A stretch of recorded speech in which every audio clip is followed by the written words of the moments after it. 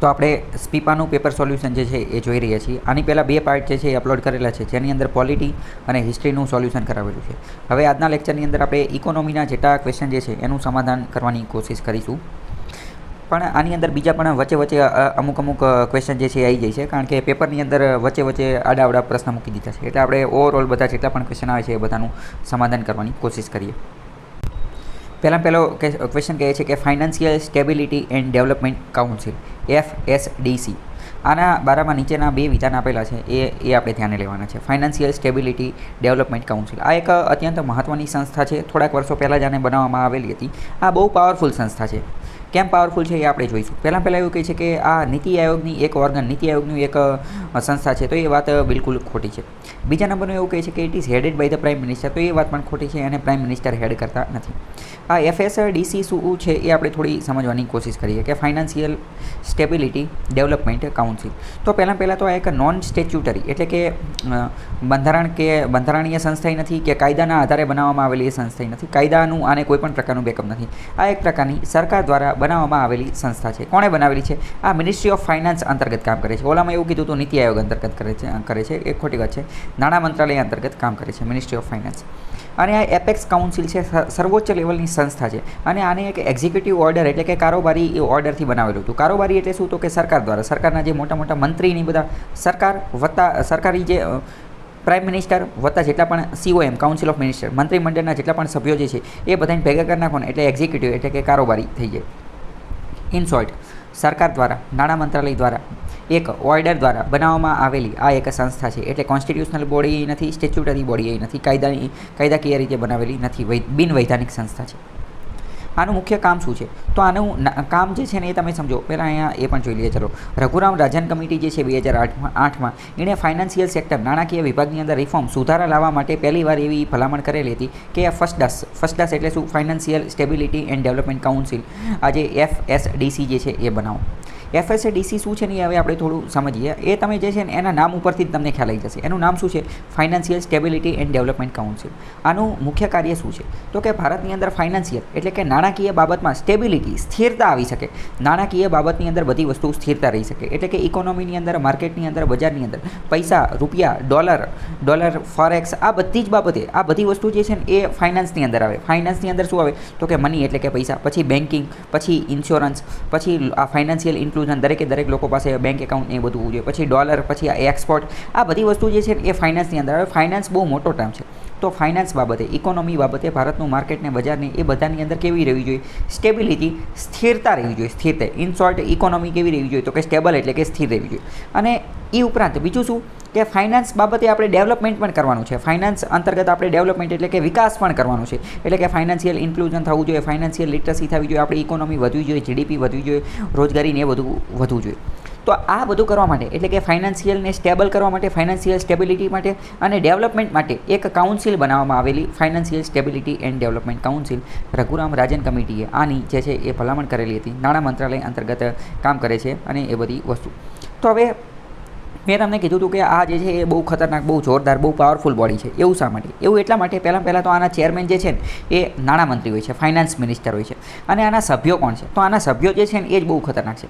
કારણ કે ભારતની અંદર ફાઇનાન્સ રિલેટેડ જેટલી પણ રેગ્યુલેટરી બોડી જે છે ને, જેટલી પણ રેગ્યુલેટરી બોડી એ બધા આના સભ્ય છે. જેમ કે બેન્કિંગ ક્ષેત્રે રેગ્યુલેટરી બોડી કોણ છે? તો કે RBI, reserve bank of India. Share બજાર, સ્ટોક માર્કેટ, મ્યુચ્યુઅલ ફંડ અને આ જે બધું માર્કેટ ને એ બધું જે છે મ્યુચ્યુઅલ ફંડ ને SBI ને એ બધા અંતર્ગત રેગ્યુલેટરી બોડી કોણ છે? તો કે security exchange board of India, SEBI. પછી પેન્શનની બાબતે ને એ બધી બાબતે જે છે એ રેગ્યુલેટિંગ બોડી, કંટ્રોલ કરતી, નિયંત્રિત કરતી સંસ્થા કઈ છે? તો કે PFRDA. પછી ઇન્સ્યોરન્સ એટલે કે વીમાની બાબતે બધું સંરક્ષણ કરતી, કંટ્રોલ કરતી રેગ્યુલેટરી બોડી કઈ છે? તો કે IRDA, insurance regulatory development authority. બરાબર. તો આ ચારે ચાર જે છે ને એ આના સભ્ય છે. આ બધા એક જગ્યાએ બેસી અને મિટિંગમાં બેઠા હોય, પોલિસીને એવું બધું બનાવતા હોય. તો તમે ખુદ વિચાર કરો કે આ બોડી જે છે એ કેટલી પાવરફુલ હશે. તમે ઘણી બધી વાર જોયેલું હોય કે આજુબાજુમાં ફોર એક્ઝામ્પલ એક્ઝામ્પલ સમજો કે તમારા ઘરની અંદર કોઈ અમીર વ્યક્તિ આવી ગયો હોય, કોઈ કરોડપતિ વ્યક્તિ આવી ગયો હોય, તો પણ તમારે અથવા તો માની લો કે તમારા ઘરની આગળ જે છે એ 5-10 પ્રકારની BMW મર્સિડીઝ ને બહુ મોંઘી ગાડી પડી હોય, તો શું થાય, સોસાયટીમાં તમારો દબદબો વધી જાય, લોકો કંઈક તમે બહુ પાવરફુલ છો, જોરદાર છો.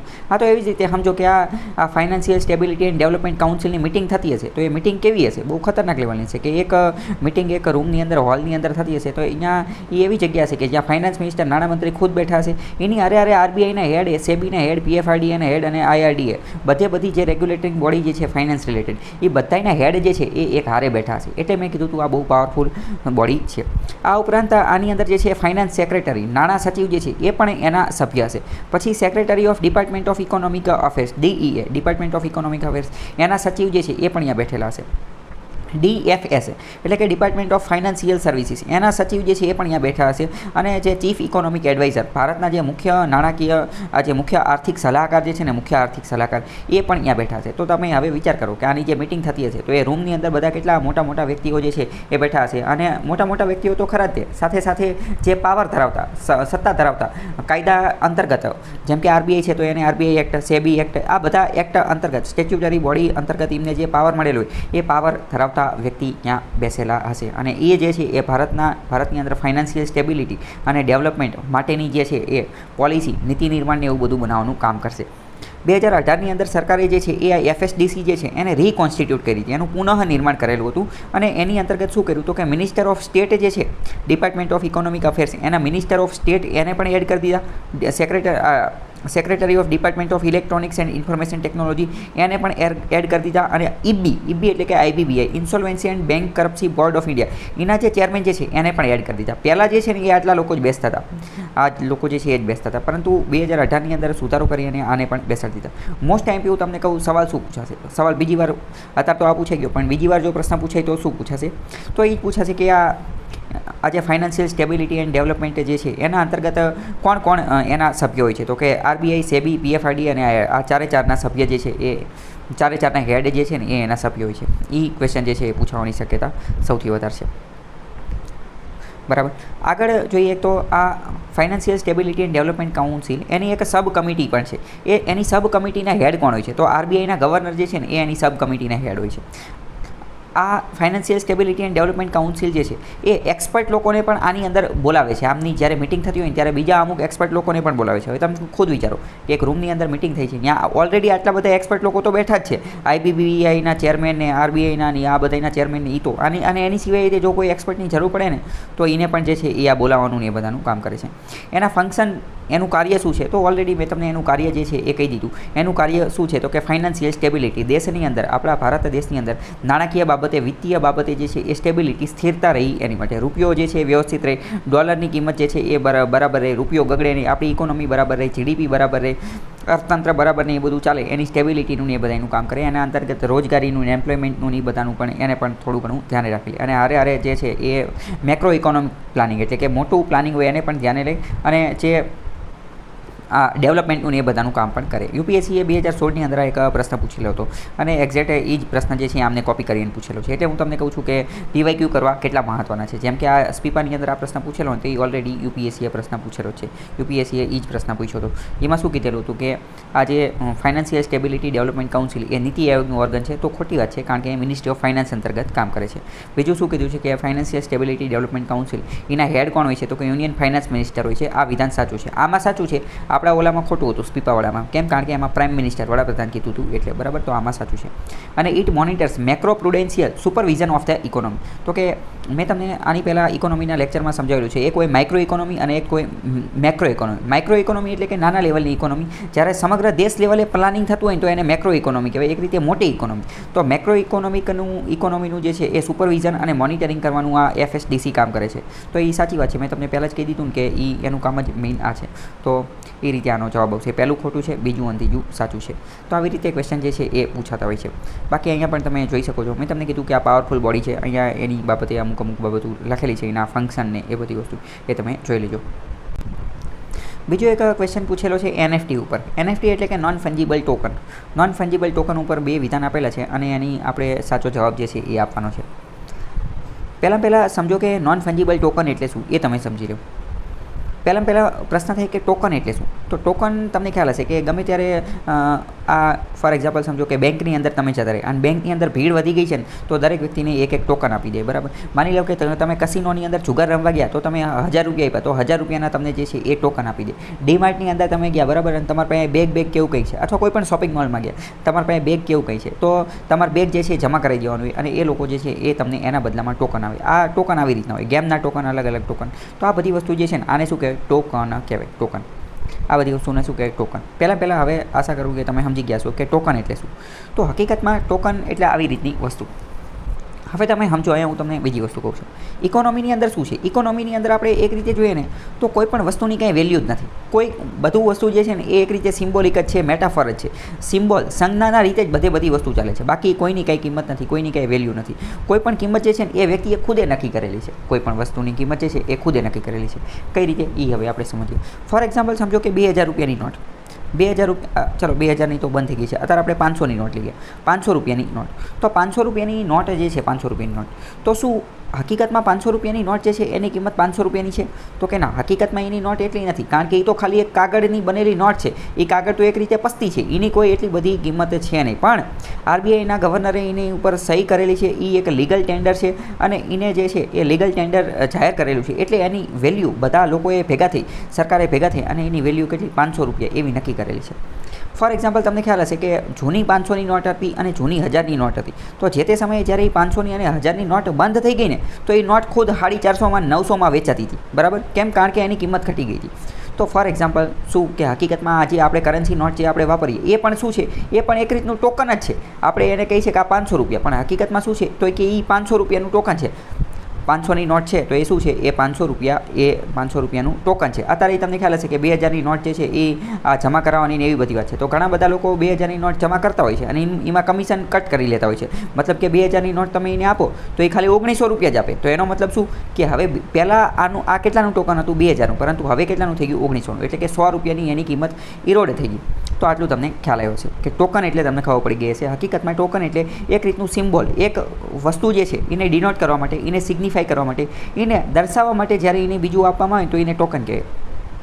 અને તમે એવી રીતે પણ સમજી લો, માની લો કે તમારી પાસે એક લેપટોપવાળું બેગ છે, લેપટોપવાળું બેગ. હવે તમે ડીમાર્ટમાં જાઓ અથવા કોઈ પણ શોપિંગ મોલની અંદર જાઓ, બરાબર, તો તમને ખ્યાલ હશે કે એ બેગ જે છે એ તમને અંદર ન લઈ જવા દે. તમારે એ બેગ જે છે ને ત્યાં લગેજની અંદર જમા કરાવવું પડે. તો આ બેગ તમે લગેજમાં જમા કરાવશો તો શું થશે? એની બદલામાં એ તમને એક ટોકન આપશે. એની બદલામાં એક ટોકન આપશે. માની લો કે ટોકનની અંદર નંબર લખેલો છે 12. તો આનો મતલબ શું થયો કે બેગ ગઈ અને ટોકન આવ્યું, બેગ ગઈ અને ટોકન આવ્યું. તો એનો મતલબ એમ કે આ 12 નંબરનું જે ટોકન રહ્યું ને એ ટોકન કોને ડિનોટ કરે છે? કે તમારું 12 નંબરનું ખાનું કે જેમાં બેગ પડેલી છે ને એને ડિનોટ કરે છે. એટલે કે બે એક રીતે ઇન્ટરચેન્જ અથવા એક્સચેન્જ થઈ ગયું, વિનિમય થઈ ગયું. બેગનું સ્થાન હવે કોણ લઈ લીધું? 12 નંબરના ટોકને લઈ લીધું. તો આ રીતની વસ્તુ છે. બજારમાં એ બધી વસ્તુ આવી રીતે ચાલતી હોય. માની લો કે 500 રૂપિયાની વસ્તુ છે તો તમે વસ્તુ ખરીદવા જાઓ અને તમે 500ની નોટ આપો તો શું થયું? 500ની નોટ ક્યાં જતી રહી અને વસ્તુ તમારી પાસે આવી ગઈ. સેમ આ જ વસ્તુ મેં તમને જીસેકની અંદર પણ ચલાવી હતી કે ગવર્મેન્ટ સિક્યુરિટી કઈ રીતે કામ કરે, ટી બિલ્સ, ટ્રેઝરી બિલ્સ કઈ રીતે કામ કરે. તો કે સરકાર ગવર્મેન્ટ સિક્યુરિટી છાપી દે અને પછી એ વેચી નાખે. તો ગવર્મેન્ટ સિક્યુરિટી શું છે? એક પ્રકારનું કાગળ છે, સર્ટિફિકેટ છે. તો આ સર્ટિફિકેટ જે છે એ આરબીઆઈ સરકાર છાપે, સરકાર આરબીઆઈને આપે, આરબીઆઈ વેચે, આરબીઆઈ કોઈ પણ લોકોને વેચે અથવા કંપનીને વેચે. તો કાગળ લોકોના હાથમાં જતું રહે, જ્યારે રોકડા પૈસા રૂપિયા જે છે એ આરબીઆઈ પાસે આવી જાય. તો આ બધું મેં તમને ત્યારે ચલાવેલું હતું, બરાબર. તો આ એક રીતનું શું છે? સિમ્બોલ જ છે. બધી વસ્તુ શું છે? સિમ્બોલ છે અને આવી રીતે બધું ચાલતું રહે. હવે બીજો શબ્દ સમજો કે ફંજીબલ એટલે શું? ફંજીબલનો મતલબ શું થાય? તો કે ફંજીબલનો મતલબ કે જેના કટકા કરી શકાય એવું, જેને તોડી શકાય એવું. ફંજીબલનો મતલબ શું? જેના કટકા કરી શકાય, જેને તોડી શકાય એવું. ફોર એક્ઝામ્પલ સમજો કે 500 રૂપિયાની નોટ છે. તો 500 રૂપિયાની નોટ જે છે એ ફંજીબલ છે કે નહીં? તો કે હા, એ ફંજીબલ છે. કેમ? કારણ કે 500 રૂપિયાની નોટના કટકા કરી શકાય. કઈ રીતે?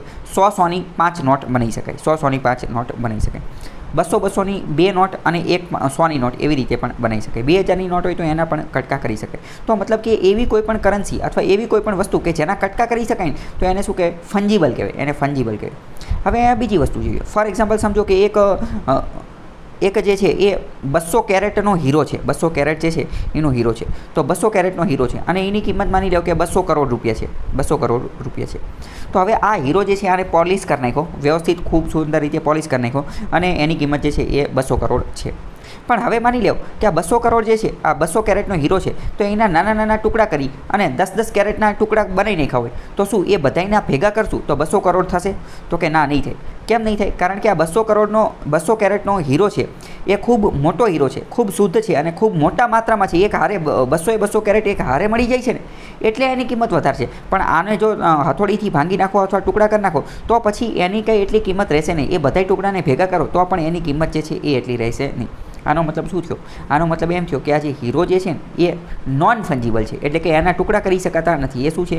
NF છે, એ નોન ફંજીબલ છે. જ્યારે આપણી કરન્સી નોટ જે છે એ કેવી છે? એ ફંજીબલ. તો આશા કરું પહેલાં તમને ખબર પડી ગઈ છે કે ફંજીબલ એટલે શું અને નોન ફંજીબલ એટલે શું. અને હજી જો ન ખબર પડી હોય ને તો ઇકોનોમીના શરૂઆતના 5 લેક્ચર જોઈ લેજો એટલે તમને ખબર પડી જાય. ઇકોનોમીનો ડેડિકેટેડ લેક્ચર મૂકેલા છે, એમાં પહેલાં 5 લેક્ચર જોઈ લેજો. એમાં ફંજીબિલિટી એટલે શું, નોન ફંજીબિલિટી એટલે શું, ટોકન એટલે શું, કરન્સી એટલે શું, બધું ડિટેલમાં સમજાવેલું છે. બરાબર? તો આટલું હવે તમને ખ્યાલ આવી ગયા છે. તો હવે નોન ફંજીબલ ટોકન, તો હકીકતમાં મેં તમને કીધું દુનિયામાં બધી વસ્તુ જે છે ને એ આવી રીતે ઇસકી ટોપી ઉસકે સર, સિમ્બોલ ને ટોકન ને આ બધાના આધારે ચાલે છે. હકીકતમાં કોઈની કંઈ વેલ્યુ હોતી નથી. વ્યક્તિ નક્કી કરે એની વેલ્યુ થાય અને નો નક્કી કરે એની વેલ્યુ ઓછી થઈ જાય. તો નોન ફંજીબલ ટોકન એટલે મેં તમને શું હમણાં જ સમજાવી દીધું કે લેપટોપ બેગ છે એ તમે ડીમાર્ટમાં જમા કરાવી તો લેપટોપ બેગ જતી રહે અને એની બદલે તમને એક ટોકન મળી ગયું. તો બસ એવી જ રીતની વસ્તુ, એવી જ રીતે આ એક પ્રકારના ટોકન આપવામાં આવે. આ એક નવી શોધ થઈ, નવી ટેકનોલોજી દ્વારા નવા ટોકન આપવામાં આવ્યું. તો આ ટોકન કોની માટે આપવામાં? આ નોન ફંજીબલ ટોકન કોની માટે આપવામાં આવે? તો નોન ફંજીબલ ટોકન જે છે એ ડિજિટલ વસ્તુ માટે પણ આપવામાં આવે અને ફિઝિકલ વસ્તુ માટે પણ આપવામાં આવે. ડિજિટલ વસ્તુ પણ માટે પણ અપાય અને ફિઝિકલ માટે પણ આપવામાં આવે. કઈ રીતે આવે એ હું તમને સમજાવું. થોડુંક આપણે અહીંયા સમજીએ. આને એક એક્ઝામ્પલથી સમજીએ. થોડા સમય પહેલાં જે છે ને એ શું થયું હતું? થોડા સમય પહેલાં જેક ડોર્સી નામનો વ્યક્તિ જે છે ને, જેક ડોર્સી જે ટ્વિટરનો ઓનર છે, ટ્વિટરનો માલિક છે, હતો, મતલબ કે ટ્વિટરનો માલિક હતો. તો જેક ડોર્સીએ જ્યારે ટ્વિટરની ઉપર પ્રથમ ટ્વીટ કરેલી હતી, ટ્વિટરની ફર્સ્ટ ટ્વીટ, ટ્વિટરના ઇતિહાસની પ્રથમ ટ્વીટ, એ એણે વેચી દીધી. એણે અમુક પૈસા લઈ એને વેચી દીધી. પ્રશ્ન થાય કે એ તો કઈ રીતે વેચી? કે એ ટ્વીટ તો એક રીતે ડિજિટલી છે, એક તો વર્ચ્યુઅલી છે, એને તો વેચી જ નહીં કે એ કઈ રીતે વેચી? તો મતલબ કે વેચી દીધી. બરાબર? અને પછી તો એક્સ નામના વ્યક્તિએ માની લો કે રામ નામના વ્યક્તિએ એને ખરીદી લીધી. તો રામે હવે એને ખરીદી લીધી. બરાબર? તો હવે રામ જે છે ને એનો આ જેક ડોર્સીની પ્રથમ ટ્વીટ રહીને, ફર્સ્ટ ટ્વીટ, એની ઉપર એનો અધિકાર થઈ ગયો. હવે એ એની માલિકીની થઈ ગઈ. તો હવે બીજો કોઈ વ્યક્તિ જે છે ને એ એવો ક્લેમ ન કરી શકે કે હવે જેક ડોર્સીની પ્રથમ ટ્વીટ જે છે ને એ એના માલિકીની છે. કેમ? કારણ કે હવે એ રામની માલિકીની થઈ ગઈ. કોઈ બીજો વ્યક્તિ જે છે ને એ એને સેલ પણ ન કરી શકે. હા, કોઈ બીજો વ્યક્તિ જે છે ને એ એનો સ્ક્રીનશોટ લઈ અને બતાવી શકે, સ્ક્રીનશોટ ને એવું બધું લઈ શકે, પણ માલિકી દર્શાવી શકે નહીં. તો આટલું હવે તમને ખ્યાલ આવ્યો છે. તો પ્રશ્ન થાય કે ભાઈ આ રામ જે છે એને આ જેક ડોર્સીની પ્રથમ ટ્વીટ જે છે એ ખરીદી કઈ રીતે? રામે ખરીદી કરી. બીજું એ કે જેક ડોર્સીએ વેચી કઈ રીતે? શું એણે એનું ટ્વિટરનું યુઝર આઈડી પાસવર્ડ ને એ બધું આપી દીધું? તો કે ના એવું ન હોય. તો કઈ રીતે કર્યું એ હવે તમે સમજો. તો આ નોન ફંજીબલ ટોકન એ એક પ્રકારની એવી સિસ્ટમ છે જેના અંતર્ગત એવું નક્કી કરવામાં આવ્યું કે દુનિયાની કોઈ પણ વસ્તુ એ વર્ચ્યુઅલી હોય, એ ડિજિટલી હોય કે ફિઝિકલી હોય. ફિઝિકલ એટલે કે જેને ટચ કરીએ, કે હાથથી અડાડીએ, કે એવી બધી વસ્તુ જોઈ શકીએ નહીં બધું. વર્ચ્યુઅલી એટલે કે જે ખાલી ડિજિટલ સ્વરૂપે જ હોય એ. તો દુનિયાની કોઈ પણ વસ્તુ જે છે ને, કોઈ પણ વસ્તુ, ફોર એક્ઝામ્પલ ટ્વિટરની ફર્સ્ટ ટ્વીટ, પ્રથમ નંબરની ટ્વીટ, તો એ જે ટ્વીટ જે છે ને એને એક પ્રકારનું ટોકન આપી દેવાનું. બ્લોકચેઇન ટેકનોલોજીના માધ્યમથી એને એક બારકોડ આપી દેવાનું, એને એક યુનિક આઈડી આપી દેવાનું, એને એક નંબર આપી દેવાનો. એક એવો નંબર કે જે બીજા કોઈનો નથી. આ નંબર જે છે ને એ બની ગયો. તો આ નંબર હવે શું બની ગયું? આ નંબર હવે એક પ્રકારનું ટોકન બની ગયું કે જે ટ્વિટરની ફર્સ્ટ ટ્વીટને ડિનોટ કરે છે. અને હકીકતમાં જે વેચવામાં આવ્યું એક ટોકન બનાવી દેવાનું અથવા તો એક સર્ટિફિકેટ બનાવી દેવાનું. એક યુનિક આઈડી બનાવી દીધું અથવા એક સર્ટિફિકેટ બનાવી દીધું, એક સર્ટિફિકેટ. તો હવે જે વ્યક્તિએ ખરીદ્યું, હકીકતમાં એને આ ટ્વીટ નથી ખરીદી. શું ખરીદ્યું છે? યુનિક આઈડી કે જે બ્લોકચેઇનથી ખરીદેલી છે, એક બારકોડના માધ્યમથી જે એક યુનિક આંકડાનો નંબર જે છે એ ખરીદ્યો છે, અથવા એક સર્ટિફિકેટ જે છે એ ખરીદેલું છે. તો હવે આશા કરું કે તમને ખ્યાલ આવ્યો હશે. હવે આવી જ રીતે માની લો કે તમે ઓનલાઈન કોઈ એક પેઇન્ટિંગ બનાવ્યું, MS વર્ડની અંદર અથવા MS પેઇન્ટિંગની અંદર જે છે એકાદું તમારું એક ડિજિટલ આર્ટ, ડિજિટલ તમારી કોઈ કલાકૃતિ બનાવી, ઓનલાઈન જે છે એ એક પેઇન્ટિંગ બનાવી દીધી. ફોર એક્ઝામ્પલ સમજો કે આ એક ચોરસ અને એની અંદર આ 4-6 ગોળ છે, આવું એક પેઇન્ટિંગ છે. તો હવે આનો મેં ફોટો પાડી લીધો, સ્ક્રીનશોટ લઈ લીધો અને હવે આને મેં વેચવા કાઢ્યું. તો શું થાય? આને જ્યારે આપણે વેચવા કાઢીએ તો આની આ વસ્તુ જે છે, આ આખો ફોટો, આ ડિજિટલ આર્ટ, ડિજિટલ ફોટો, એ ફોટાને દર્શાવતું એક NFT બની જાય, નોન ફંજીબલ ટોકન. એટલે એની માટેનો એક ડિજિટલ યુનિક કોડ બની જાય, એક પ્રકારનો યુનિક કોડ બની જાય. એટલે કે એક રીતનો બારકોડ પ્રકારનો એક યુનિક કોડ બની જાય, અથવા એની બદલે એક ટોકન જનરેટ થઈ જાય, એને દર્શાવતું એક સર્ટિફિકેટ જનરેટ થઈ જાય. તો હવે આ ફોટો વેચાય તો હકીકતમાં આ ફોટો ન વેચાય, પણ આ સર્ટિફિકેટ વેચાય. અને પૈસા જે આપવાને એ કોને જાય? એ આ સર્ટિફિકેટ ન થાય. અને ઓફિશિયલી એવું માનવામાં આવે કે આ વસ્તુ જે છે એ હકીકતમાં આને વેચવામાં આવી છે. બાકી વસ્તુ તો અહીંયા રહે, એ ક્યાંય જાય નહીં. તો આ તમને ખ્યાલ આવ્યો છે. તો હવે તમને ખ્યાલ આવી ગયો કે નોન ફંજીબલ ટોકન કોની માટે વાપરવામાં આવે. તો મોટે ભાગે તો નોન ફંજીબલ ટોકન જે છે ને એ દરેક ડિજિટલ વસ્તુ માટે અને વર્ચ્યુઅલ વસ્તુ માટે વર્ચ્યુઅલ વસ્તુને વેચવા માટે જે છે આપવામાં આવે. ફોર એક્ઝામ્પલ ઇન્સ્ટાગ્રામની પ્રથમ જે કોઈ રીલ હોય કે પોસ્ટ હોય એને વેચવી હોય, યુટ્યુબનો પ્રથમ વિડીયો કોઈ વેચવું હોય, અથવા ડિજિટલ ઓનલાઈન કોઈ પણ વસ્તુ છે, તમે કોઈ એક ટ્વીટ કરી, ફોર એક્ઝામ્પલ સમજો થોડા સમય પહેલાં કેરી મિનાટીનો એક ઓલો વિડીયો તો એ વેચવું હોય, તો આવું કોઈ પણ વસ્તુ વેચવું હોય તો એ NFT નોન ફંજીબલ ટોકનના માધ્યમથી જે છે એ વેચી શકે. તો પ્રશ્ન એ છે કે શું માત્ર ડિજિટલી વસ્તુ જે છે એ જ વેચી શકે? તો કે ના, એવું નથી. ફિઝિકલ વસ્તુ હોય ને તો એ પણ વેચી શકે. તો ફિઝિકલ વસ્તુ જે છે એનું પણ આવી જ રીતનું જે છે એ નોન ફંજીબલ ટોકન જે છે એ જનરેટ કરી દેવામાં આવે અને પછી જે છે એને વેચવામાં આવે. ફોર એક્ઝામ્પલ તમે હવે એટલું તો સમજી જ ગયા છો કે નોન ફંજીબલ ટોકન બનાવવામાં શા માટે આવે? એ એટલા માટે બનાવવામાં આવે કારણ કે કોઈ વસ્તુ વેચવા માટે. કઈ વસ્તુ? એ વસ્તુ ડિજિટલ પણ હોઈ શકે, વર્ચ્યુઅલ પણ હોઈ શકે અને ફિઝિકલ પણ હોઈ શકે. અને એ વસ્તુને વેચે કઈ રીતે? તો કે એ વસ્તુને વેચે નહીં, એ વસ્તુ રૂબરૂ ઓરિજિનલમાં ન વેચે, પરંતુ એ વસ્તુનું શું કરી નાખે? NFT તૈયાર કરી નાખે, નોન ફંજીબલ ટોકન તૈયાર કરી નાખે. એ વસ્તુનું એક ટોકન તૈયાર કરી નાખે. એ ટોકનની અંદર શું હોય? તો કે એક રીતનો યુનિક કોડ હોય. બારકોડમાં જેવી રીતે કોડ હોય એવી રીતનો એક યુનિક કોડ હોય, જે માત્ર ને માત્ર એ વસ્તુનો જ હોય, એની સિવાય બીજી કોઈ વસ્તુનો એ પ્રકારનો કોડ હોય નહીં. અથવા તો એક પ્રકારનું સર્ટિફિકેટ જે છે એ જનરેટ કરી નાખે. આ કોડ કઈ રીતે તૈયાર કરે? તો આ કોડ જે છે એ બ્લોકચેન ટેકનોલોજીના માધ્યમથી જે છે એ જનરેટ થાય અને આ કોડ જે છે ને એ પછી વેચવામાં આવે. તો આટલું તમને ખ્યાલ આવી ગયો છે. આમે મેં તમને કીધું કે ટોકન એટલે શું? ટોકન એટલે જ્યારે એક્સચેન્જ કરવાનું, વિનિમય કરવાનું, વેચવાની ને એ બધી વાત હોય ત્યારે. અને મેં તમને પહેલાં જ કીધું હતું કે હકીકતમાં કોઈ વસ્તુની કંઈ કિંમત છે નહીં. આમાં બધામાં શું હોય? ઇસકી ટોપી ઉસકે સર. એની ઇકોનોમી આખું એની ઉપર જ ચાલે છે, ઇસકી ટોપી ઉસકે સર. તો હકીકતમાં ઓલું જે ડિજિટલ કોઈ વસ્તુ હતી, આ એક ટોપી હતી, એ ટોપીને કાઢીને કોના સરે લગાવી? તો કે એની બદલે બનાવી દીધું NFT વળી કોઈ બીજાને વેચશે તો એની પાસેથી હકીકતમાં NFT નોન ફંજીબલ ટોકન એટલે કે જે સર્ટિફિકેટ, જે યુનિક કોડ જો એ જે તે વ્યક્તિ પાસે જતો રહેશે અને એની બદલે રોકડા પૈસા અથવા ચેક એ જે છે એ આપી દેશે અને પૈસા જે છે ઓલા પાસે જશે. તો ઇસકી ટોપી ઉસકે સર, આવું બધું જે છે એ ચાલતું રહેતું હોય. તો મતલબ કે ડિજિટલ અને વર્ચ્યુઅલમાં તો થઈ જ જાય. હવે બીજો પ્રશ્ન એ છે કે કોઈ ફિઝિકલ વસ્તુ છે, કોઈ ભૌતિક વસ્તુ છે કે હકીકતમાં એને ટચ કરી શકે, તો શું એમાં પણ NFT કામ આવે? તો કે હા, એમાં પણ NFT કામ આવે. હવે બીજા ઘણા બધા લોકોને પ્રશ્ન થાય કે કોઈ ફિઝિકલ વસ્તુ છે તો એમાં NFTની જરૂર જ શું? ડાયરેક્ટ એ જ વસ્તુ વેચી દે તો? ફોર એક્ઝામ્પલ સમજો કે કોઈ એક પેઇન્ટિંગ છે, બરાબર, આ કાગળની અંદર અથવા કોઈ વસ્તુની અંદર દોરેલું એક કેનવાસ પેઇન્ટિંગ છે. ફોર એક્ઝામ્પલ સમજો કે આ એક પેઇન્ટિંગ છે, ઘાસ ખાતા ઘોડાનું પેઇન્ટિંગ છે, બરાબર. પ્રશ્ન થાય કે આમાં ઘાસ ક્યાં છે અને ઘોડો ક્યાં છે? તો એ તમે સમજી ગયા છો શું છે. તો ઘાસ ખાતા ઘોડાનું આ પેઇન્ટિંગ છે. તો હવે આ વેચવું છે, બરાબર. તો એ વેચવું હોય તો એમાં આ NFT બનાવવાની જરૂર શું? ડાયરેક્ટ આ પાટિયું જે છે અથવા તો આ જે પેઇન્ટિંગ જે છે એ જ ડાયરેક્ટ વેચી દેવામાં આવે તો ફિઝિકલ સ્વરૂપમાં હોય, ભૌતિક સ્વરૂપમાં હોય એ પાટિયું હોય તો ડાયરેક્ટ જ વેચી દેવામાં આવે તો હા, તો એવું પણ થઈ શકે. પણ અમુક વસ્તુ એવી હોય કે એમાં એવું કરી ન શકાય. કેમ? કારણ કે માની લો કે બહુ જૂની વસ્તુ છે, બહુ જૂની આર્ટિફેક્ટ્સ, કલાકૃતિ છે કે જે મ્યુઝિયમમાં મૂકેલી હોય, તો શું મ્યુઝિયમમાંથી કાઢીને તો કંઈ એને વેચવા દેવાના નથી. ફોર એક્ઝામ્પલ સમજો કે હડપ્પામાંથી કોઈ જૂની મળેલી વસ્તુ હોય તો એ મ્યુઝિયમમાં પડેલી હોય તો એ મ્યુઝિયમમાં તો રાખવી જરૂરી છે બધા લોકોને જોવા માટે, પણ તેમ છતાં પણ એ વેચવી છે તો એ આ NFTના માધ્યમથી વેચી શકાય. કેમ? કારણ કે એ વસ્તુ ત્યાં રહે, પરંતુ એની માલિકી જે છે એ ઓલા સર્ટિફિકેટ ટોકન, આ જે ડિજિટલ કોડ હોય એની માલિકી બીજાની થઈ જાય. તો આવી રીતે તમે હવે આશા કરું કે ખ્યાલ આવી ગયો હશે. પણ મોટે ભાગે NFT જે છે એ ડિજિટલ અને વર્ચ્યુઅલમાં વધારે વપરાય, બાકી થઈ બેયનું શકે. તો હવે આપણે સમજીએ શું કહે છે NFT કે તે આર યુનિક ક્રિપ્ટોગ્રાફિક એસેટ્સ. આ એક રીતનો ક્રિપ્ટોગ્રાફિક એસેટ્સ છે. મેં તમને કીધું બ્લોકચેન અને જે ક્રિપ્ટોગ્રાફી જે છે એ ટેકનોલોજીનો ઉપયોગ કરી અને એક યુનિક કોડ જનરેટ કરવામાં આવે અને એક રીતનું એસેટ્સ થઈ જાય કે જે મ્યુચ્યુઅલી ઇન્ટરચેન્જેબલ, કે ધે આર નોટ મ્યુચ્યુઅલી ઇન્ટરચેન્જેબલ, એ રીતની આ વાત કરે છે. તો પહેલું વિધાન જે છે એ ખોટું છે. કેમ? કારણ કે અહીંયા નોટ નો આવે, કારણ કે એ મ્યુચ્યુઅલી ઇન્ટરચેન્જેબલ હોય, એને ઇન્ટરચેન્જ કરી શકાય છે, એને જે છે એ ટ્રાન્સફર કરી શકાય છે. કોઈ એક વ્યક્તિએ NFT ખરીદ્યું તો પછી એ બીજાને પણ વેચી શકે છે અને એ ટ્રાન્સફર થઈ શકે છે, ઇન્ટરચેન્જ થઈ જશે. તો પહેલું ખોટું છે. બીજું શું કહે છે કે NFTs can be used to represent. આ NFTનો ઉપયોગ શું છે? તો કે રિપ્રેઝેન્ટ, દર્શાવવા માટે real world items like digital artwork અને મ્યુઝિક. આ NFTનો ઉપયોગ કરી અને મ્યુઝિકને દર્શાવી શકાય છે અને ડિજિટલ આર્ટવર્કને દર્શાવી શકાય છે. મેં તમને હમણાં જ કીધું કે માની લો કે કોઈ એક ડિજિટલ આર્ટવર્ક છે અથવા માની લો કે તમે કોઈ એક ગીત ગાયેલું છે, ગીત બનાવેલું છે, તો આ ગીતનું જે છે એ NFT બનાવી શકે છે. હકીકતમાં વાત કરીએ ને તો NFT જે છે નોન ફંજીબલ ટોકન એ વર્ચ્યુઅલ આઇટમનું બની શકે, ડિજિટલ આઇટમનું બની શકે, ફિઝિકલ આઇટમનું બની શકે, જેનું બનાવવું હોય એનું બની શકે. તો આમાં આપણે શું કહેવાનું છે? આમાં આપણે ઇનકરેક્ટ કહેવાનું છે. તો પહેલું જે છે ને પહેલું એ ઇનકરેક્ટ છે, જ્યારે બીજું જે છે એ સાચું છે અને આમાં ઇનકરેક્ટ ખોટું જ કહેવાનું છે. તો જવાબ એ આવશે. એ બીજું પણ તમે જે છે જોઈ શકો છો. જો અહીંયા એક મહત્વની વસ્તુ તમે સમજો, નોન ફંજીબલ ટોકન આ એક રીતના ક્રિપ્ટોગ્રાફિક એસેટ્સ હોય છે જે બ્લોકચેન ઉપર બનાવવામાં આવે છે અને આની અંદર કેવી હોય છે યુનિક આઇડેન્ટિફિકેશન. મેં તમને કીધું ને કે કોઈ એક વસ્તુનું એક આઇડેન્ટિફિકેશન કોડ બન્યો પછી એવો કોડ બીજી વસ્તુનો બને નહીં, એક જ વસ્તુનો હોય. ફોર એક્ઝામ્પલ આ જેક ડોર્સીની પ્રથમ ટ્વીટ જે વેચાણી તો એનો જે કોડ હશે પછી ઈ કોડ બીજી એવી કોઈ પણ વસ્તુનો નહીં હોય. તો આને તમે એવી રીતે સમજી શકો છો. બહુ વર્ષો પહેલાં, થોડા વર્ષો પહેલાં તમને ખ્યાલ હશે કે જે નવા રિચાર્જને એ બધું આવ્યું ને તો રિચાર્જના વાઉચર આવતા હતા.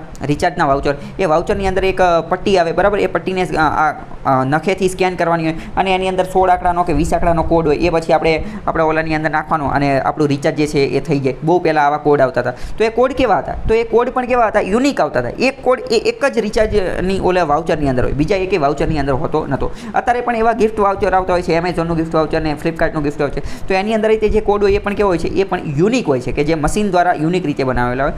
તો આજે NFT દ્વારા જે ટોકન બનાવવામાં આવે બ્લોકચેનના માધ્યમથી, ક્રિપ્ટોગ્રાફીના માધ્યમથી, એ કેવું હોય? યુનિક આઇડેન્ટિફિકેશન કોડ હોય. એક કોડ એક જ વાર બને, એની જો એક્ઝેક્ટ બીજો કોડ બની શકે નહીં. અને બીજું આ એક મહત્વની વસ્તુ યાદ રાખો કે anything that can be converted into a digital form can be NFT. જે કોઈ પણ વસ્તુને ડિજિટલ ફોર્મની અંદર કન્વર્ટ કરી શકાય, ડિજિટલ વર્ચ્યુઅલ ફોર્મની અંદર કન્વર્ટ કરી શકાય, એ બધાનું NFT બની શકે. અને મેં તો તમને શું કીધું કે જે ફિઝિકલ વસ્તુ હોય ને ફિઝિકલ, એનું પણ NFT તો બની જ શકે. કેમ? કારણ કે મેં તો મ્યુઝિયમમાં મૂકેલું હોય ને એ બધાના આધારે એ મેં તમને સમજાવી દીધું. હવે આ જે પ્રશ્ન આમાં જે પૂછેલો છે ને આ પ્રશ્ન પણ ઓલરેડી યુપીએસસીની પરીક્ષા 2022ની અંદર સેમ આવો જ પ્રશ્ન જે છે એ પૂછાઈ ગયેલો છે. જો એમાં શું પ્રશ્ન હતો એ આપણે સમજીએ કે NFT બાબતે નીચેના વિધાનો ધ્યાને લો. પહેલું કે they enable digital representation of physical assets. હવે જો આ પહેલું વિધાન જે છે ને એ સાચું પણ છે અને ખોટું પણ છે. કેમ? કારણ કે ફિઝિકલ હકીકતમાં આપણે સાચું જ રાખીએ. કારણ કે મેં તમને કીધું ને કે આ NFT શું કરે છે? કોઈ પણ ડિજિટલ વસ્તુ હોય, ડિજિટલ વસ્તુ કોઈ પણ ફિઝિકલ એસેટ હોય ને ફિઝિકલ એસેટ એનું ડિજિટલ રિપ્રેઝન્ટેશન કરે છે. આ કોઈ વસ્તુ છે ફિઝિકલ એસેટ્સ જે છે તો એને એક કોડની અંદર કન્વર્ટ કરી નાખે. એવી જ રીતે કોઈ ડિજિટલ સર્ટિફિકેટ હોય તો એને પણ એક કોડની અંદર કન્વર્ટ કરી નાખે. કોઈ એક વર્ચ્યુઅલ વિડીયો છે અથવા વર્ચ્યુઅલ કોઈ વસ્તુ છે તો એને પણ આની અંદર કન્વર્ટ કરી નાખે. ફોર એક્ઝામ્પલ સમજો કે કોઈ ગેમ છે, તમે કોઈ ગેમ રમતા હોય PUBG કેવી એકાદી કોઈ, અને એ ગેમની અંદર તમે ખૂબ જ હાઈએસ્ટ સ્કોર કરી નાખો તો એ હાઈએસ્ટ સ્કોરનું સર્ટિફિકેટ છે, એ સર્ટિફિકેટ માની લો કે તમારે વેચવું છે તો એને પણ તમે આ નોન ફંજીબલ ટોકન બનાવી અને તમે જે છે એ વેચી શકો છો. તો પહેલું વિધાન સાચું થશે. પછી બીજું શું કહે છે કે they are unique cryptographic token that exist on a blockchain. તો આ એક યુનિક ક્રિપ્ટોગ્રાફિક ટોકન હોય છે કે જે બ્લોકચેનની અંદર જોવા મળે છે. અને ત્રીજા નંબરનું વિધાન શું છે કે they can be traded, એટલે કે એનો વેપાર કરી શકાય છે અને એને એક્સચેન્જ કરી શકાય છે, ઇક્વિવેલન્સી, and therefore can be used as a medium of commercial transaction. આનો ઉપયોગ જે છે એ કમર્શિયલ ટ્રાન્ઝેક્શન, એટલે કમર્શિયલ એટલે શું? તો કે વેપાર માટેના ટ્રાન્ઝેક્શન માટે પણ થઈ શકે છે. તો આ વાત ખોટી છે. કેમ? કારણ કે એવું અહીંયા સમજો કે ખાલી કમર્શિયલ ટ્રાન્ઝેક્શન કીધું હોત ને તો કદાચ આ વિધાન સાચું પણ પડે. આ વિધાન જે છે ને એ બહુ મોટા ટર્મની અંદર જોશો ને તો ખોટું પડશે. કારણ કે આનો ઉપયોગ પહેલાં તો કમર્શિયલ ટ્રાન્ઝેક્શન માટે થતું નથી. બીજું, આને ટ્રેડ કરી શકાય. આને આપણે તમે આ NFT તમને મળી ગયું તો એ તમે વેચી શકો. કોઈ પણ ડિજિટલ આર્ટ કે એ ગમી હોય તો એ વેચી શકો. પરંતુ એક્સચેન્જ એટલે ઇક્વિવેલન્સી એટલે કે એ જ એક સમાન કિંમતે ન વેચી શકો. ફોર એક્ઝામ્પલ તમે કોઈ NFT લીધેલું છે બરાબર, હવે તમે એ NFT 1 કરોડનું લીધેલું છે તો એવું જરૂરી નથી કે તમે જ્યારે એ NFT વેચશો તો તમને 1 કરોડ જ મળશે, ઇક્વિવેલન્સી જ મળશે. એવું જરૂરી નથી. એ 1 કરોડના ઓછા પણ થઈ શકે છે અને વધારે પણ થઈ શકે છે. એટલે ઇક્વિવેલન્સીના કારણે જે છે ને એ આ વિધાન ખોટું પડી જાય છે. ઇક્વિવેલન્સીના કારણે આ ટ્રેડ થઈ શકતું નથી. બાકી ટ્રેડ થઈ શકે છે પરંતુ એક્સચેન્જ એટલે ઇક્વિવેલન્સી, એ જ કિંમત આપણને મળે નહીં, એની કરતાં વધારે અથવા ઓછી મળી શકે છે.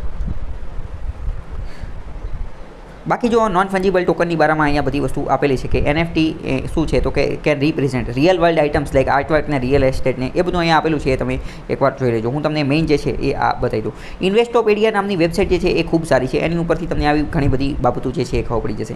NFT શું છે તો અહીંયા આપેલું છે. NFT બારામાં જો NFTની ડેફિનેશન યાદ રાખી લો, કારણ કે મેઇન્સમાં પણ આ પ્રશ્ન જે છે એ પૂછાવા લાયક છે. NFT શું છે તો એક પ્રકારનું ક્રિપ્ટોગ્રાફિક એસેટ છે. ક્રિપ્ટોગ્રાફ દ્વારા બનાવવામાં આવેલું એક એસેટ છે, એક સર્ટિફિકેટ છે કે જેની અંદર એક યુનિક કોડ હોય જે બ્લોકચેનથી બનાવવામાં આવેલો યુનિક આઇડેન્ટિફિકેશન કોડ અને જે દરેક એકબીજાથી કેવો હોય તો કે અલગ અલગ અને છૂટા હોય. NFT શું છે તો કે યુનિક અહીંયા આપેલું છે બરાબર, અને એને ડુપ્લિકેટ એને રિપ્લિકેટ કરી શકાતા નથી. એની કોપી એની ડુપ્લિકેટ જે છે એ બનાવી શકાતી નથી. NFT શું કરી શકે છે કે એને રિપ્રેઝેન્ટ ડિજિટલ ઓર રિયલ વર્લ્ડ આઇટમ. મેં તમને કીધું ને કે NFT કોનું બની શકે તો કે ડિજિટલ વસ્તુનું બની શકે, વર્ચ્યુઅલ વસ્તુનું બની શકે, અને રિયલ વર્લ્ડ આઇટમ હોય ઓરિજિનલ ફિઝિકલ આઇટમ હોય તો એનું પણ બની શકે. આર્ટવર્ક ને રિયલ એસ્ટેટ એટલે તો સમજો ને કે ઘર, મકાન, બિલ્ડિંગ એનું પણ જે છે એ બની શકે. ટેન્જિબલ અને ઇન્ટેન્જિબલ બંને વસ્તુનું જે છે એ આ બધી વસ્તુ બની શકે. આ મુખ્યત્વે એટલા માટે બનાવ્યું કે ફ્રોડ ને એવું બધું ન થાય એટલા માટે, કારણ કે તમને ખ્યાલ હશે કે બહુ સમય પહેલાં શું હતું, તમે એક વસ્તુ સાંભળેલું હોય તો એક નટવરલાલ નામનો એક વ્યક્તિ હતો ને, એણે તાજમહેલ વેચી દીધો હતો, એણે લાલ કિલ્લોને આવી બધી વસ્તુ વેચી દીધી. તો હવે આવી બધી વસ્તુ ન વેચી શકાય. કેમ? કારણ કે આ જો વેચ્યું હોય તો પહેલાં શું કરવું પડે, એનું NFT જનરેટ કરવું પડે અને પછી એનું NFT જે છે એ સેલ કરી શકાય. તો અને માની લો કે એનું એક NFT જનરેટ કર્યું તો એનું NFT ઓલરેડી યુનિક જ હોય, એક જ હોય. તો પહેલાં તે NFTની વેબસાઇટ ઉપર જઈ અને કોઈ વ્યક્તિ ચેક કરી લે કે આનું બનેલું છે કે નથી બનેલું, વેચાણું છે કે નથી વેચાણું. એટલે ફ્રોડ ને એવું બધું થાય નહીં. બાકી અહીંયા લખેલું છે એ તમે જોઈ લેજો. અહીંયા બીજી થોડી વાત કરીએ તો માર્ચ 2021ની અંદર આ એક ડિજિટલ આર્ટિસ્ટ બીપલ હતું ને, એક ડિજિટલ આર્ટિસ્ટ હતો, એણે એક વર્ચ્યુઅલ કોઈ આર્ટ તૈયાર કરી, કલાકૃતિ જે છે એ તૈયાર કરી અને એને $70 મિલિયન અંદર વેચવામાં આવી હતી, જે અત્યાર સુધીનો સૌથી મોંઘો જે છે એ એક રીતનો રેકોર્ડ હતો, સૌથી મોંઘી વસ્તુ વેચાણી. બાકી અહીંયા આપેલું છે તમે જોઈ લેજો.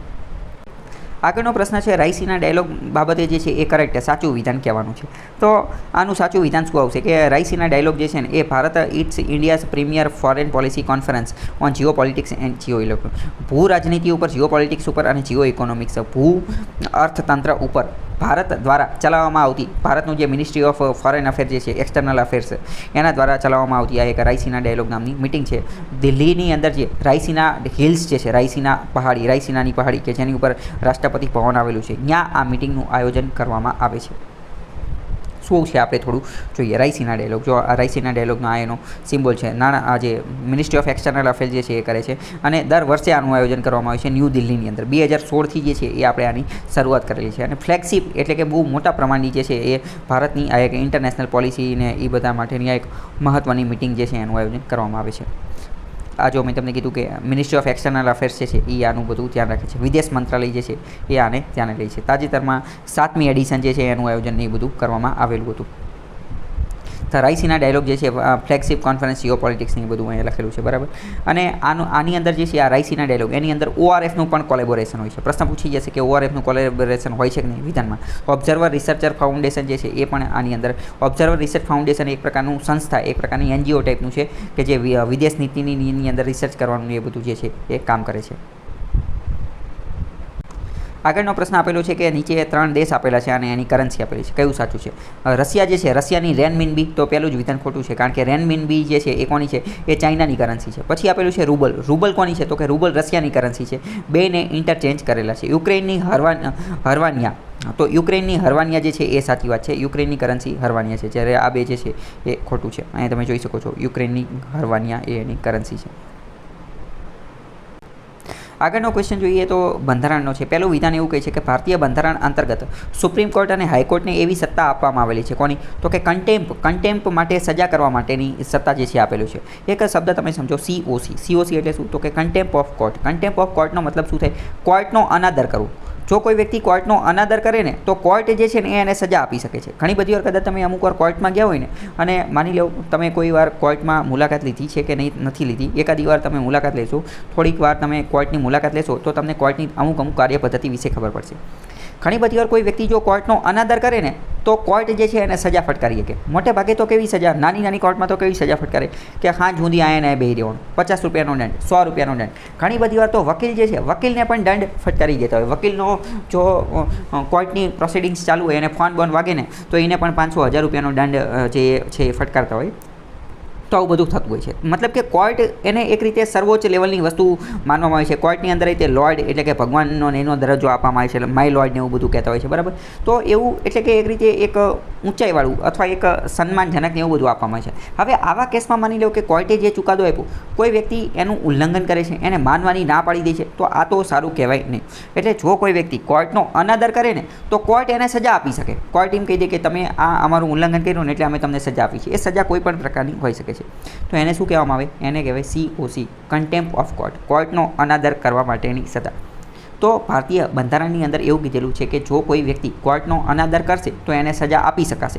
એ સજા કોણ આપશે? તો એ સજા હાઈકોર્ટ અને સુપ્રીમ કોર્ટ બંને આપી શકશે. એવું બંધારણમાં જ લખેલું છે. બંધારણમાં જે છે એ એનો અનુચ્છેદ પણ છે. અનુચ્છેદ આપણે આગળ જોઈએ, પરંતુ બેયને આ વાત જે છે એ કીધેલી છે. જ્યારે લોઅર કોર્ટ જે છે એને આવી કોઈ વાત કીધેલી નથી. લોઅર કોર્ટ માટેની સજા કોણ આપે? તો કે હાઈકોર્ટ આપે. In short, contempt of court, કોર્ટનો અનાદર કરવા માટેની સજા કોણ આપી શકે? સુપ્રીમ કોર્ટ અને હાઈકોર્ટ જે છે એ આપી શકે. બીજી વાત તો કે આ કન્ટેમ્પ ઓફ કોર્ટ ગણવાનું કોને, કન્ટેમ્પ ઓફ કોર્ટ ગણવાનું કોને, કઈ કઈ વસ્તુ હોય તો કન્ટેમ્પ ઓફ કોર્ટ કહેવાય. હું એમ કહી દઉં કે સુપ્રીમ કોર્ટે ABC નામનો ચુકાદો આપ્યો હતો ને એ ખોટો હતો, શું હું આવું કહું તો એને કન્ટેમ્પ ઓફ કોર્ટ ગણાય કે ન ગણે? તો એવું બંધારણમાં ક્યાંય લખેલું નથી, એટલે કે કન્ટેમ્પ ઓફ કોર્ટની વ્યાખ્યા ડેફિનેશન આપેલી નથી. પરંતુ બંધારણની અંદર એવું લખેલું છે કે આની માટે પાર્લામેન્ટે, સંસદ જે છે ને એ કાયદો બનાવશે. કન્ટેમ્પ ઓફ કોર્ટ જે છે એ કોને ગણવાનું, શું ગણવાનું, એની માટે કાયદો બનાવશે. એટલે સંસદે, ભારતીય પાર્લામેન્ટ, ઇન્ડિયન પાર્લામેન્ટે કાયદો બનાવેલો છે કન્ટેમ્પ ઓફ કોર્ટ એક્ટ 1971 કાયદો બનાવેલો છે કન્ટેમ્પ ઓફ કોર્ટનો. હકીકતમાં તો એની અંદર રીતે કન્ટેમ્પ ઓફ કોર્ટને વ્યવસ્થિત રીતે ડિફાઇન કરેલું નથી, પરંતુ એની અંદર આજે કન્ટેમ્પ ઓફ કોર્ટનો અનાદર કર્યો હોય ને તો એના બે પ્રકાર પાડેલા છે. એક તો સિવિલ કન્ટેમ્પ અને એક તો ક્રિમિનલ કન્ટેમ્પ. સિવિલ કન્ટેમ્પ એટલે કે દીવાની પ્રકારનો અને ક્રિમિનલ કન્ટેમ્પ એટલે કે ફોજદારી પ્રકારનો. ઇન શોર્ટ સિવિલ હોય ને, સિવિલ તો ઓછી સજા મળે અને ક્રિમિનલ હોય ને તો વધારે સજા મળે. આવી બધી વસ્તુ છે. હવે બીજો પ્રશ્ન એ થાય કે હકીકતમાં આ બધી વસ્તુ છે બરાબર, કે સુપ્રીમ ટૂંકમાં આપણે કોર્ટ જે છે એનો અનાદર કરી શકીએ નહીં, કોર્ટનો આપણે અનાદર ન કરી શકીએ, કોર્ટની આપણે ટીકા કરી શકીએ નહીં, કોર્ટને આપણે કંઈ ભલું બુરું ખરાબ વસ્તુ કહી શકીએ નહીં. તો પ્રશ્ન થાય કે ભારતના બંધારણની અંદર તો એવું કીધેલું છે કે આર્ટિકલ 19 અનુચ્છેદ 19ની અંદર તો freedom of speech and expression એની વાતો કરેલી છે કે મુક્ત રીતે વાણી અને અભિવ્યક્તિની સ્વતંત્રતાનો અધિકાર આપેલો છે. મૂળભૂત અધિકાર તો એવું કહે છે કે આપણે ગમે એમ બોલી શકશું, બોલવાનો નહીં, બધાનો અધિકાર આપેલો છે. તો આ કન્ટેમ્પ ઓફ કોર્ટ બદલ સજા કઈ રીતે થતી હશે? તો એ પણ હું તમને કહી દઉં. આર્ટિકલ 19 ક્લોઝ 1 ક્લોઝ એની અંદર એવું આપેલું છે કે freedom of speech and expression, મુક્ત રીતે વાણી, વિચાર અને અભિવ્યક્તિનો અધિકાર આપેલો છે. પરંતુ એની તરત નીચે 19 ક્લોઝ 2 19 ક્લોઝ 2ની અંદર એવું કીધેલું છે કે તમારે જે બોલવું એ બોલજો, બધું જ બોલી શકશો, પરંતુ એવું ન બોલી જતા કે જેના કારણે ભારતની સોવરેનિટી, ભારતની સિક્યુરિટી, ભારતની નેશનલ યુનિટી, ભારતની જે અખંડિતતા જે છે એ બધાને હાનિ પહોંચે. ભારતના friendly relation with foreign countries, વિદેશી સંબંધો, સારા મિત્રતાપૂર્ણ જે છે એને હાનિ પહોંચે, એવું પણ ન બોલતા. પછી ડિફેમેશન, કોઈને ખરાબ જે છે ખરાબ જાહેર કરવા માટે, ડિફેમ કરવા માટેનું પણ બોલતા નહીં. અને એની અંદર એક વસ્તુ એ પણ આપેલી છે કે કોર્ટ ઓફ કન્ટેમ્પ પણ કરતા નહીં, કોર્ટ ઓફ કન્ટેમ્પનું બોલતા નહીં. અને જો એ પણ બોલશો તો પણ રિઝનેબલ રિસ્ટ્રિક્શન અપાશે. એટલે પ્રશ્ન બીજી વાર અમુક વાર એવું પણ પૂછાઈ જાય કે કન્ટેમ્પ ઓફ કોર્ટ શું એ રિઝનેબલ રિસ્ટ્રિક્શન અંતર્ગત આવે છે? તો કે હા, એ સાચી વાત, એ આવે છે. આર્ટિકલ 19 ક્લોઝ 1 ક્લોઝ એની અંદર freedom of speech and expression, વિચાર, વાણી અને અભિવ્યક્તિની સ્વતંત્રતાની એનો અધિકાર આપેલો છે. પરંતુ એના રિઝનેબલ રિસ્ટ્રિક્શન, એના વાજબી નિયંત્રણ 19 ક્લોઝ 2ની અંદર આપેલા છે. અને 19 ક્લોઝ 2ની અંદર કન્ટેમ્પ ઓફ કોર્ટનો પણ ઉલ્લેખ થાય છે. કન્ટેમ્પ ઓફ કોર્ટનો સોવરેનિટી અને આ જે ફ્રેન્ડલી રિલેશન ને બીજી બધીનો પણ ઉલ્લેખ થાય છે. એ મેં તમને એટલા માટે કીધું કારણ કે બીજી વાર એ પ્રશ્ન પણ પૂછી શકે, એની અંદર મેઇન્સમાં પણ પ્રશ્ન જે છે એ પૂછાઈ શકે છે. તો હવે બીજું વિધાન જોઈએ. The parliament is vested with the power to make lose. Contempt of કોર્ટની બાબતે ભારતમાં કાયદો બનાવવાની સત્તા પાર્લામેન્ટ, સંસદ પાસે છે. તો એ બિલકુલ સાચી વાત છે, કારણ કે આ કાયદો સંસદ જ બનાવી શકે, રાજ્ય સરકાર ન બનાવી શકે. અને આનો ઉપયોગ કરીને તો કોણે 1971 કાયદો જે છે એ બનેલો છે, જે મેં તમને અત્યારે જ સમજાવી દીધું. બીજી વાત કરીએ છીએ કે ભારતીય બંધારણની અંદર અનુચ્છેદ 142 જે છે એ સુપ્રીમ કોર્ટને એક યુનિક પાવર આપે છે, બહુ ખતરનાક લેવલનો પાવર આપે છે, જેના અંતર્ગત એને કમ્પ્લીટ જસ્ટિસ, સંપૂર્ણ ન્યાય કરવાની સત્તા જે છે એ મળેલી છે. તો એ વાત બિલકુલ સાચી છે. એની ઉપર ઓલરેડી એક વિડીયો મૂકેલો છે, કમ્પ્લીટ જસ્ટિસ એટલે શું, એ તમે જોઈ લેજો એટલે તમને થોડું ઘણો આઈડિયા આવી જાય. કન્ટેમ્પ ઓફ કોર્ટ જે છે એ મેં તમને થોડી ઘણી વસ્તુ સમજી દીધી. કન્ટેમ્પ ઓફ કોર્ટ એટલે કોર્ટનો અનાદર. કોર્ટનો અનાદર એની સજા કોણ આપી શકે? હાઈકોર્ટ અને સુપ્રીમ કોર્ટ, એ બે જે છે એની સજા આપી શકે. અને એ સજા આપવાની જોગવાઈ બંધારણની અંદર જે છે એ કરેલી છે. અને આની માટેનો કાયદો કોણ બનાવી શકે? પાર્લામેન્ટ, સંસદ બનાવી શકે. અને 1971માં એમને જે છે આનો કાયદોની બધું જે છે એ બનાવી દીધેલું છે. જો આપેલું છે કે કન્ટેમ્પ ઓફ કોર્ટ એ શું છે? તો એક પ્રકારનું એક્ટ ઓર ડિસઓબિડિયન્સ ટુવર્ડ્સ કોર્ટ તરફ એક ડિસરિસ્પેક્ટ દાખલ કરવી, ડિસઓબિડિયન્સ, અનાદર કરવો, ઇન શોર્ટ એની વાત કરેલી છે. ઘણી બધી વાર એવું પણ બની શકે કે કોર્ટની પ્રોસિડિંગ્સ જે છે ને, કોર્ટની કાર્યવાહીની અંદર તમે દખલ અંદાજી કરતા હોય, કોર્ટની કાર્યવાહીની અંદર અને તમે ડિસરપ્ટ કરતા હોય ને તો પણ કન્ટેમ્પ ઓફ કોર્ટ આવી શકે. મેં તમને કીધું કે તમે નાની કોર્ટની અંદર ગયા હોય તો તમે આડું અવડું બોલ કરતા હોય, તમને જુબાની દેવા કે એવું કંઈ બોલાય હોય અને તમે કંઈક આડું અવડું બોલો, કોર્ટની અંદર તમારો ફોન કે એવું કંઈક વાગે, તમે ત્યાં અશાંતિ કરતા હોય, શાંતિનો ભંગ કરતા હોય તો પણ કન્ટેમ્પ ઓફ કોર્ટ અંતર્ગત તમને સજા જે છે એ આપી શકે. અથવા તો એવિડન્સ જે છે એને ટેમ્પર કરવું, એનો મતલબ શું કે સબૂત જે છે, સબૂત એને તમે ડેસ્ટ્રોય કરતા હોય, એને તમે નાશ કરી નાખતા હોય ને એવું બધું હોય તો પણ કન્ટેમ્પ ઓફ કોર્ટનો કેસ જે છે એ તમારી ઉપર લાગી શકે છે, સબૂતની સાથે છેડછાડ કરો તો. મેઇન્સની અંદર આવો પ્રશ્ન પૂછાઈ શકે છે કે ભાઈ કન્ટેમ્પ ઓફ કોર્ટ શું છે એ ચર્ચા કરો અને ફ્રીડમ ઓફ સ્પીચને એ કઈ રીતે એફેક્ટ કરે છે એ રીતનો પ્રશ્ન જે છે એ પૂછાઈ શકે છે. મેં તમને કીધું કે કન્ટેમ્પ ઓફ કોર્ટ બાબતે સંસદે 1971નો કાયદો જે છે એ બનાવેલો છે અને એની અંતર્ગત એની જોકે કન્ટેમ્પ ઓફ કોર્ટ શું છે એની તો બંધારણની અંદર એની ક્યાંય વ્યાખ્યા આપેલી નથી. અને supreme court contempt of court અંતર્ગત કયા અનુચ્છેદ અંતર્ગત સજા આપે છે તો અનુચ્છેદ 129 અંતર્ગત, અને હાઈકોર્ટ જે છે એ 215 અંતર્ગત આની સજા જે છે આપી શકે છે. મેઇન્સમાં ઓલરેડી આનો પ્રશ્ન પૂછાઈ ગયો છે, બીજી વાર પણ પૂછાઈ શકે. અને 1971માં કન્ટેમ્પ ઓફ કોર્ટ કન્ટેમ્પ અનાદર બે રીતના આપેલા છે, એક સિવિલ અને એક ક્રિમિનલ. સિવિલની અંદર શું આવે તો કે સિવિલની અંદર શું આવે તો કે વિલફુલ ડિસઓબિડિયન્સ ઓફ એની જજમેન્ટ. કોર્ટ દ્વારા કોઈ પણ ચુકાદો આપવામાં આવેલો હોય તો એનું વિલફુલ ડિસઓબિડિયન્સ જાણી જોઈ અને એ જજમેન્ટ એ ચુકાદાનો જો તમે અનાદર કરો ને તો સિવિલ કન્ટેમ્પ કહેવાય. જ્યારે ક્રિમિનલ કન્ટેમ્પ ક્યારે કહેવાય? ક્રિમિનલ કન્ટેમ્પ ક્યારે કહેવાય? જ્યારે કોર્ટ જે છે કોર્ટની તમામ પ્રક્રિયા પ્રોસિજર જે છે એને તમે સ્કેન્ડલાઇઝ કરો, એને તમે નીચું દેખાડો, કોર્ટને ભલું બુરું કહો અને કોર્ટ જે છે કોર્ટ જ્યુડિશિયલ પ્રોસિડિંગ્સની સાથે તમે ઇન્ટરફિયર કરો તો જ્યુડિશિયલ પ્રોસિડિંગ્સ કોર્ટની જે ન્યાયિક કાર્યવાહી જે છે એની અંદર તમે દખલઅંદાજી ઉત્પન્ન કરો તો ક્રિમિનલ પ્રોસિડિંગ્સ થાય. Justice obstruct in administration of justice, ન્યાયનું જે વહીવટ થતો હોય એની અંદર તમે કંઈક દખલ ઊભી કરો તો પણ શું થાય? ક્રિમિનલ થાય. આ બીજી વાર આવો પ્રશ્ન પણ પૂછાઈ શકે કે સિવિલ કન્ટેમ્પની અંદર કોણ આવે અને ક્રિમિનલ કન્ટેમ્પની અંદર કોણ આવે. સિવિલ કન્ટેમ્પની અંદર માત્ર અને માત્ર કોર્ટે કોઈ ચુકાદો આપ્યો હોય અને એનું તમે જાણી જોઈ અને ઉલ્લંઘન કરો, જાણી જોઈ અને અનાદર કરો તો એ જ ખાલી સિવિલમાં આવે, બાકી બધું ક્રિમિનલમાં આવે. ક્રિમિનલની અંદર સ્કેન્ડલાઇઝ કરો અથવા તો જ્યુડિશિયલ પ્રોસિડિંગ્સને ઇન્ટરફિયર કરો અથવા તો જે એડમિનિસ્ટ્રેશન ઓફ જસ્ટિસ જે છે એને ઓબ્સ્ટ્રક્ટ કરો, એ બધું એની અંદર આવે છે. બરાબર, તો તમને ખ્યાલ હોવો જોઈએ. કન્ટેમ્પ ઓફ કોર્ટ બાબતે અહીંયા બધી વસ્તુ આપેલી છે. સુપ્રીમ કોર્ટ અને હાઈકોર્ટ જે છે બંને એની બાબતે સજાને એવું બધું જે છે એ આપી શકે છે. બીજો આગળનો પ્રશ્ન છે કે બંધારણની અંદર જો સુધારો કરવા માટેનો બિલ ખરડો હોય તો એને રાષ્ટ્રપતિની પૂર્વ મંજૂરીની જરૂર પડે છે. એ વાત બિલકુલ અને બિલકુલ ખોટી છે. કારણ કે CAA કોન્સ્ટિટ્યુશન અમેન્ડમેન્ટ બિલ હોય, બંધારણને સુધારો કરવા માટેનું જો કોઈ ખરડો હોય તો એને રાષ્ટ્રપતિની પૂર્વ મંજૂરીની જરૂર પડતી નથી. બીજું વિધાન શું કહે છે કે જ્યારે બંધારણમાં સુધારો કરવા માટેનું બિલ જે છે એ રાષ્ટ્રપતિ પાસે રજૂ કરવામાં આવે તો રાષ્ટ્રપતિએ ફરજિયાત એને હા જ પાડવી પડે, ફરજિયાત એને એસેન્ટ જ આપવી પડે. તો એ વિધાન સાચું છે. બીજું વિધાન સાચું છે જ્યારે પહેલું ખોટું છે. કારણ કે રાષ્ટ્રપતિની પૂર્વ મંજૂરી ન લેવી પડે, પરંતુ રાષ્ટ્રપતિ પાસે બંધારણીય સુધારો માટેનું ખરડો આવે તો ફરજિયાત એને હા જ પાડવી પડે. બીજા એક પણ વીટોનો એ ઉપયોગ ન કરી શકે, પાછું ન મોકલી શકે કે પોકેટમાં ન મૂકે, કે ફરજિયાત એક જ ઓપ્શન હોય કે હા જ પાડવાની, પણ એ બંધારણીય સુધારાનું ખરડો બિલ હોવું જોઈએ તો જ તે. બીજો પ્રશ્ન છે કે સ્પૂન બિલ, વ્હાઇટ ઇલ્બિસ, ગોલ્ડન મહાસીર અને ઇન્ડિયન નાઇટજાર, આમાંથી નીચેનામાંથી જે છે એ પક્ષી કયા છે? નીચેનામાંથી પક્ષી કયા છે? ઓલરેડી આ જ પ્રશ્ન છે એ UPSCની અંદર પણ પૂછાઈ ગયેલો છે. તો મેં તમને કીધું PYQ કરવાનો ઘણો ફાયદો છે. તો સ્પૂન બિલ, વ્હાઇટ ઇબિસ અને ઇન્ડિયન નાઇટજાર આ ત્રણ જે છે એ પક્ષીઓ છે. જ્યારે ગોલ્ડન મહાસીર જે છે, ગોલ્ડન મહાસીર એ માછલી છે. અહીં તમે જોઈ શકો છો. Spoon build send piper. Spoon build શું છે હું તમને સમજાવી દઉં. બિલ્ડનો મતલબ શું થાય? બિલ્ડનો મતલબ ચાંચ થાય. એને એક રીતે BEAK, બીક એટલે ચાંચ અને બિલ્ડ એટલે પણ ચાંચ. એની ચાંચ જે છે ને એ સ્પૂન જેવી હોય છે. સ્પૂન એટલે કે ચમચી જેવી હોય છે, એટલે એને સ્પૂન બિલ્ડ કહેવામાં આવે છે. બરાબર. પછી આ જે અમેરિકન વ્હાઇટ ઇલ્બિસ જે છે એ પણ તમે જોઈ શકો છો. એ પણ એક રીતનું પક્ષી છે. પછી આ મહાસીર જે છે, ગોલ્ડન મહાસીર, તો એક રીતની ફિશ એટલે કે માછલી છે, એટલે એ જવાબ આવશે. અને ઇન્ડિયન જે નાઇટજાર જે છે એ પણ એક રીતનું પક્ષી છે. અહીંયા જો આ જ પ્રશ્ન UPSCની અંદર પૂછાઈ ગયો છે એ તમે અહીંયા જોઈ શકો છો કે નીચેનામાંથી કયું પક્ષી નથી. ગોલ્ડન મહાસીર શું છે એ થોડી વાત કરીએ તો ગોલ્ડન મહાસીર જે છે ને એ મહત્ત્વનું છે. ગોલ્ડન મહાસીર હકીકતમાં આ સીર શબ્દ જે છે ને એ શેર એટલે કે ટાઈગર સાથે જોડાયેલો છે. ગોલ્ડન મહાસીર એક રીતની માછલી છે અને એને શું કહેવામાં આવે છે? ટાઈગર અમોંગ ધ ફિશ, માછલીઓનો વાહક કહેવામાં આવે છે. માછલીઓનો વાહક કોણ છે? તો કે આ ગોલ્ડન મહાસીર. બીજી વાર આવો એકાદો પ્રશ્ન પૂછાઈ જાય તો મહી શબ્દનો મતલબ અહીંયા ફિશ થાય છે. બરાબર. આ એકાદી બીજી ભાષાની અંદર થતો હોય એટલે એની વાત કરે છે. બાકી એનો બોડીનો કલર ગોલ્ડન હોય છે ને એ બધું અહીંયા લખેલું છે, તમે એકવાર વાંચી લેજો. બીજો આગળનો પ્રશ્ન કયો છે કે નીચેનામાંથી કયો નાઇટ્રોજન ફિક્સિંગ પ્લાન્ટ છે? એટલે કે જમીનની અંદર નાઇટ્રોજનને ફિક્સ કરવાનું, નાઇટ્રોજનને સાચવવાનું, નાઇટ્રોજનનું પ્રમાણ જો વધી જાય, નાઇટ્રોજનનું પ્રમાણ વધી જાય તો એને કંટ્રોલમાં કરવાનું કામ નીચેનામાંથી કયો પ્લાન્ટ, કયો છોડ જે છે એ કરે છે? હવે આ પ્રશ્ન પણ ઓલરેડી UPSCની અંદર પૂછાઈ ગયેલો છે. હજી હમણાં 5 જૂને જે પેપર લેવાનું એની અંદર જ પૂછાઈ ગયો છે.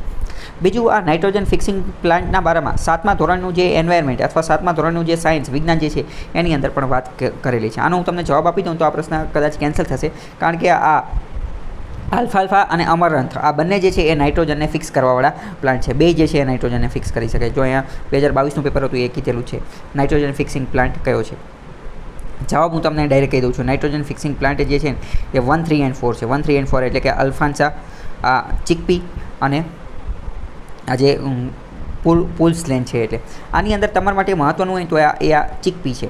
ચીકપી એટલે શું? આ તમને જોઈને નવું લાગે કે શું હશે, પણ આ છેલ્લા 3 આંકડાને નોટ કરો. પીઈ પી એટલે શું થાય તો કે વટાણા. હકીકતમાં વટાણાનો છોડ જે છે ને એ નાઇટ્રોજન ફિક્સિંગ પ્લાન્ટ છે.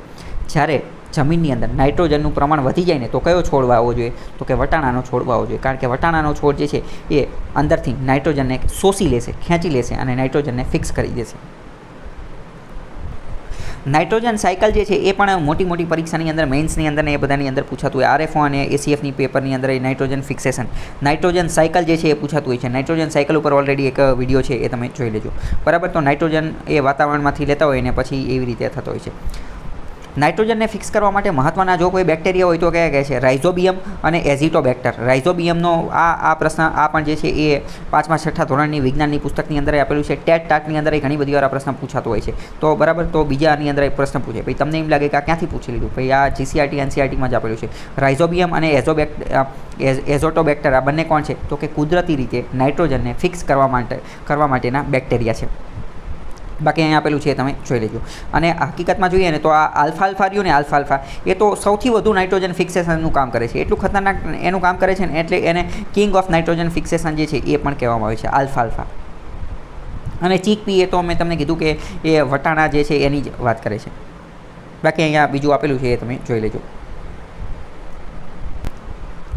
આ જે આલ્ફા અને અમરંથ જે છે, આલ્ફા અને અમરંથ એ બંને નાઇટ્રોજન ફિક્સિંગ બેક્ટેરિયા જે છે રાઇઝોબિયમ નામના જે બેક્ટેરિયા જે છે એની સાથે સિમ્બાયોટિક રિલેશન ધરાવે છે. સિમ્બાયોટિક રિલેશન એટલે શું? એટલે પ્લસ એટલે કે એવો સંબંધ કે જેમાં બંનેને ફાયદો થતો હોય, બંનેને જે છે ફાયદો થતો હોય. મેંગ્રોવની અંદર પણ સિમ્બાયોટિક રિલેશન જોવા મળે છે. બાકી સિમ્બાયોટિક રિલેશન ઉપર ડિટેલમાં વિડીયો જે છે એ બનાવેલો છે, એ તમે જોઈ લેજો, તમને ખ્યાલ આવી જશે. એન્વાયરમેન્ટની અંદર જતા રહેશો એટલે મળી જશે બધા વિડીયો.